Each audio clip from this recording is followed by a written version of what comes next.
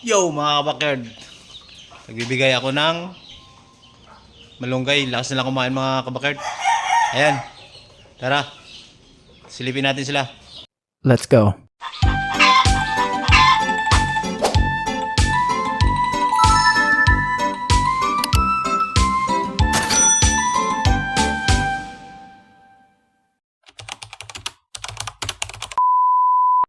Ayan mga kabakerd, oh.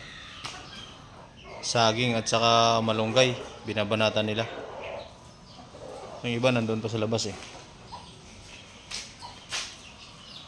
Ah,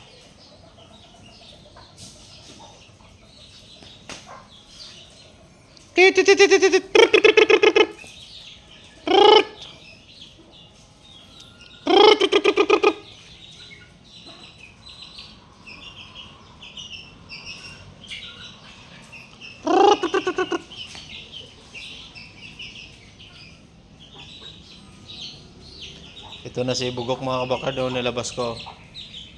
Yan na siya.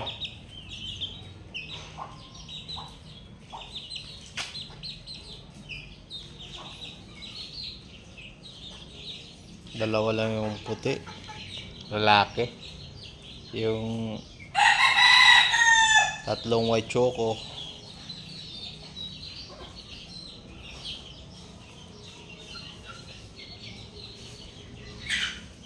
Siya yung ginahead, pinakawalan ko muna mga kabakerd.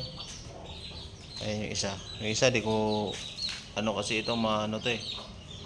Nang hahabol. Ito naman hindi mabait. Hindi niya inaawa yung mga ano na yan. Ito yung nanghahabol, may tahid pa naman. Ang haba ng tahid, oh, mga kabakerd, oh. Haba ng tahid. Kaya di ko muna pinakawalan. Pag mag 1 month na yung sisiw niya ngayong 20 ano ba to? So malapit na mag 1 month na, 3 linggo na yung sisiw niya mga kabakerd.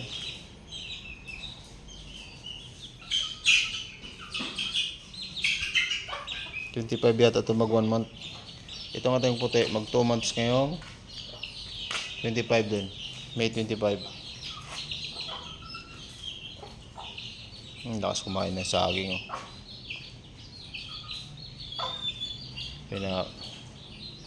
May merienda natin ng saging kasi wala, pag mauubos yung balahibo pag wala silang makain dito kasi walang damo eh.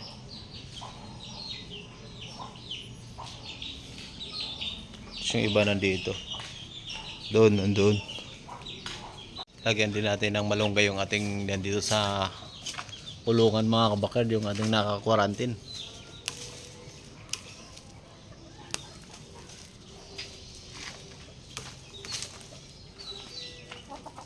Lapit na rin gumaling itong mga kabakerd eh. Ayan, oh. Dami-dami yan sila.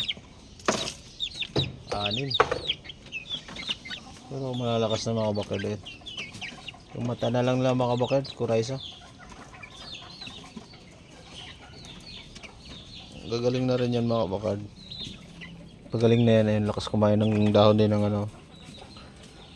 Pa-quarantine niya sila mga kabakerd. Lahat yan may mga ano sa mata. Ayun, oh, kapikit yung isa. Kaya ginagamot ko na yan mga kabakerd.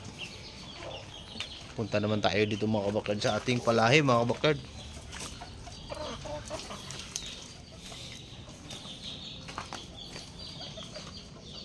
Tingnan natin may itlog na. May itlog na yun kahapon eh. Ayan, tingnan ko. Ayan, lagyan ko ng malunggay din. Dito kung may itlog na. Wala. Ayan, mayroon ng isa. Dalawa na sana yun kahapon kaso wala pa tong isa.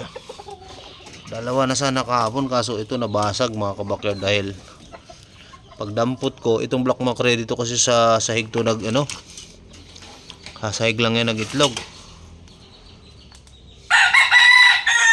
Ayun natin kanawain, ayaw pa niya magpaano doon lagi sa taas. Ito nagpaano na to mga kabakerd. Problema kahapon yung itlog pagdampot ko pinalo ako nitong lalaki ating ano. Ayan,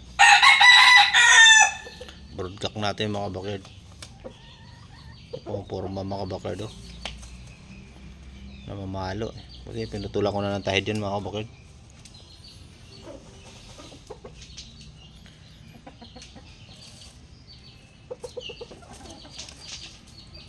Sayang yung itlog kahapon, pangalawang itlog.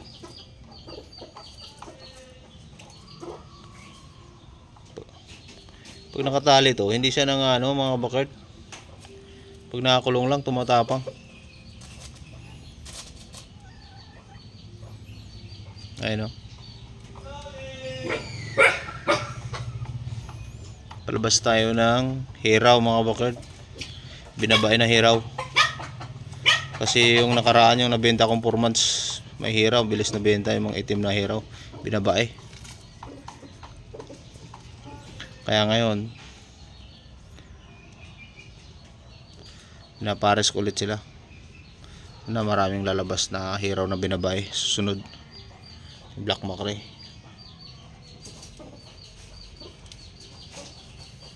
Yan.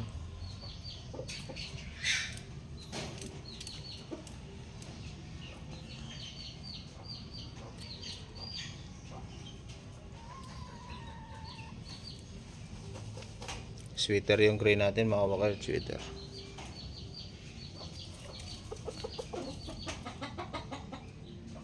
Yan o. Yan natin broadcap. Ito na may ating inahin. Ayan yung ating kanawayin. Para mapagpalabas ng kanawayin, ayaw niya. Hindi siya sa pagpapasampa nung nandito yung ano. Sasanay din yan mga bakard.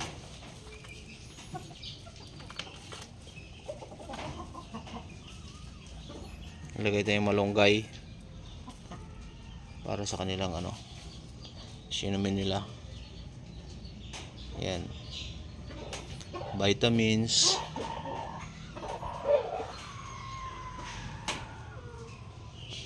O yan, dito wala na dito yung ating pumpkin at saka yung ating mayahin. Iba na ang lagay dito mga bakard, yung istag nating mayahin. 5 months, magsi 6 months ngayon katapusan yan mga bakard. Ayan, November 30 born yan eh. Tatlo na yan. So isang pumpkin yan, mga istag na lang yung natitira sa akin. Bali tatlo na lang sila.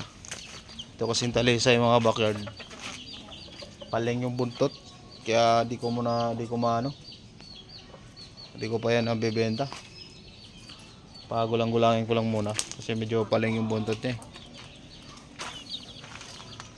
Baka mapahiya tayo mga kabakard. Pero tangkad niya mga kabakard. Ito ating pollet natin mga kabakard. 5 months din yan mga kabakard. Anak natin black mackerel. Yung mga kapatid itong lalaki na 4 mga kabakard, yun yung nabibenta na, mga bilis na benta. Yung 4 na magkapatid na yun, lalaki 4 months pa lang nabibenta. Ngayon magpa 5 months na yun sila. Magpa 5 months pa lang. Kasi nauna to eh. Magsi 6 months din itong isa. Tapos yung ating white kelso, sinaalan ko na rin dito sa ating pumpkin sweater. Ayun, dito ko na sila ano. Ito yung mga bakard, dalawa sila. Naglagay sila sa breeding pen. Hindi na ako naglagay doon kasi binaha ko doon sa dulo, kabilang dulo. Tinanggal ko na doon, nilagyan ko na lang ng isang tipi para yung mga sisiw doon pupunta sa may mga saging kasi malamig doon banda eh. Pinakawalan ko na para lumabas sila doon na sila magtambay sa saging, kaya wala nang manok doon. Dito nilipat ko yung stag dito. Kasi paglabas galing sa loob, lalabasin sila pag galing kumain. Dito magpapahinga sa mga saging. Ngayon doon, pumunta na nga sila doon oh. Umakyat na yung ating white kelso mga bakard oh. Ba't malabo? Ayan mga bakard. Pumunta na sa kanyang itlog na pala yan. May itlog na siya dyan. Ayun. Pugaran. Itlog na rin pala yan mga bakard. Ang bilis yung mga itlog mga bakard.